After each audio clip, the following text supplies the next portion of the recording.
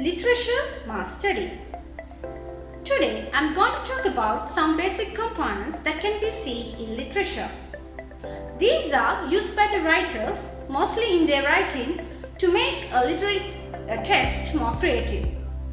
Can you guess what I am going to talk about? Today I am going to discuss literary techniques which play a major role in literature. So what are literary techniques? These are specific constructions of language which helps to convey meaning. So this can be occurred as single words or phrase or as group of words. So let's see what are the uses of literary techniques. So literary techniques create a special and pointed effect in a writing. This makes a big influence in a writing. Also, this helps to convey the deeper level meaning of a text. For example, if you take a poem, so when you read a poem, so you first get the physical level understanding of this poem. But inside, there is a deeper meaning that is conveyed by this poem. So, literary techniques help you to convey this deeper level meaning. Also, literary techniques help to make a literary text more creative, more colorful and more interesting. So, literary techniques can be called as a jewelry which helps to dress the literature more colorful and beautiful. So now let's see what are these literary techniques that can be seen in your syllabus. Okay children, so the first technique that I am going to discuss is metaphor. So now you can see the meaning and the examples of metaphor. So now let's see what is a metaphor. Metaphor is something that directly compares one thing to another for rhetorical effect. So in here, it directly compares things for one thing to another. So example, chief of the pyramid. Now here the chief of the pyramid is, I have taken this from the poem to the Nile. So the Nile river is directly compared to the chief of the pyramid. Another example is blue curtains of the sky. So the next technique that I am going to discuss is simile. So simile is a type of metaphor that compares two different things using the words like or as. So now you see a difference from metaphor and simile. So in metaphor it directly compares the things, but in simile it uses the words like or as. So for an example, here like a thunderbolt. So here the eagle is compared or similarized to a thunderbolt, and it is used from the word like a thunderbolt, fair as a star. So the next technique that I am going to discuss is imagery. So imageries are mostly seen in literary techniques, and also these are kind of techniques which makes the text more interesting. So let's see now what is an imagery. So this appeals to readers' senses to create an image or idea in reader's head. So now let's see, there are some types of imagery. So let's see what are they.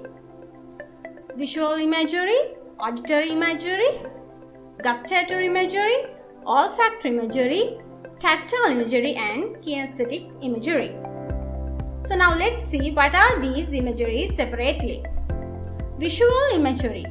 So here visual imagery means the imagery that creates a mental picture. So while you are reading a text, if it creates a mental picture within you, we call it as a visual imagery.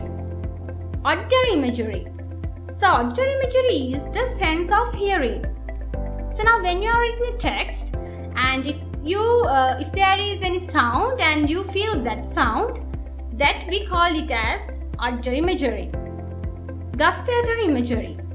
So the gustatory imagery is the sense of taste. So now when you are reading a text and if you see a food and if you feel the taste of it, that is we call as gustatory imagery. Olfactory imagery.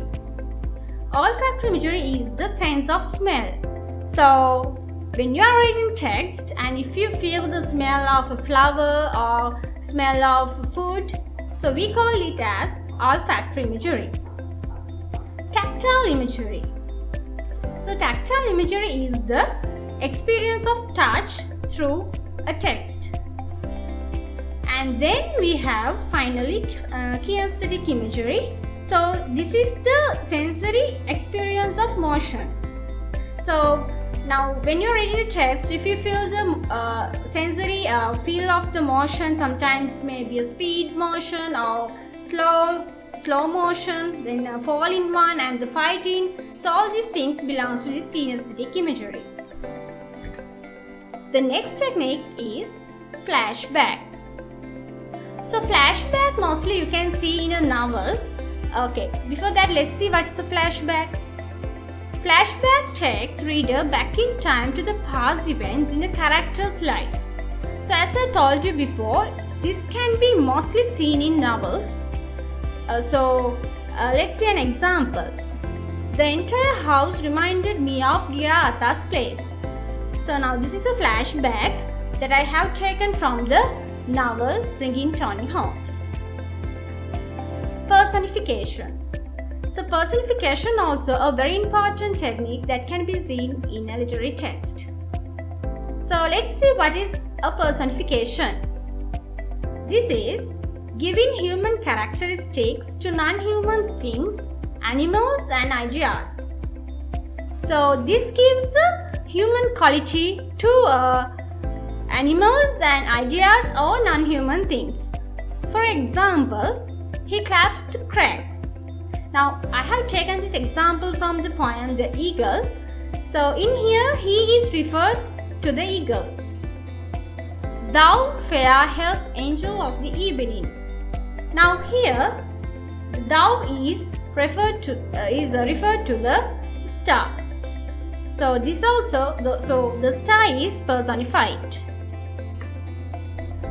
So the next technique is alteration. Alteration is the repetition of consonant sounds. So examples are breeze, blow. So these here the consonant sound repeats. Form, flip. So this also affects for the rhythm of a poem. Next it is tone. Tone is the mood implied by an author's word choice. So now here this is very important to discuss about tone, because sometimes when you in your context questions, mostly they are asking by giving a quotation. So explain the tone here. So then you should have an idea about the tone. So examples for tones are pessimistic tone, optimistic tone, and also apart from these there are negative tone, serious tone, sad tone, formal tone, informal tone, and so on. And next is symbolism. Symbolism is the use of symbols to represent ideas or qualities in literature. Now here for an example, now I have taken these examples from the poem The Earthen Goblet. So in there the goblet is symbolized for the modern society. So the goblet represents the modern society and clay represents the nature. So symbols are very important. As I mentioned you, it reveals the deeper meaning of a text. Next, point of view. So the point of view is the position of the narrator in relation to the story. So the point of view also you can mostly see in novels. So sometimes you will be questioned by us. You will be questioned about the point of view that discussed in the novel. So So there are some types of point of view. So that first one is the first person point of view. So if you read a novel and if you see the pronoun I or we, so that novel is written in first person point of view. And then second person point of view. So the second person point of view, the example is you. Third person point of view. So the third person point of view is written by using the pronouns he or she. Next it is climax. So climax is a very important place in a literary text. So when you are reading a novel or a short story, the climax is the most important part because the readers are waiting for this climax. Readers are waiting means they are curiously waiting for this climax. So the climax is the point at which the highest level of interest and emotional response is achieved. So before you reach this climax, you find the rise in action, and then it comes the climax, and after that you find the fall in action in a text. So those were the main techniques that I discussed. So and the techniques I took that techniques because those can be seen mostly in your literature syllabus. And also apart from those techniques, you can see exaggeration, hyperbole, irony, paradox, repetition, diction, assonance, satire, and there are many more other techniques that are seen in literature. So as an activity, I would like to give you to find out the meanings of these techniques and get prepared with the examples. Then it will be easy for you to continue with the literature syllabus and to get a clear idea about the literary text that we are going to discuss. So children, that's all for today. So next day, I hope to discuss the poems that are in your syllabus. So let's meet again from a new video. Thanks for joining with me.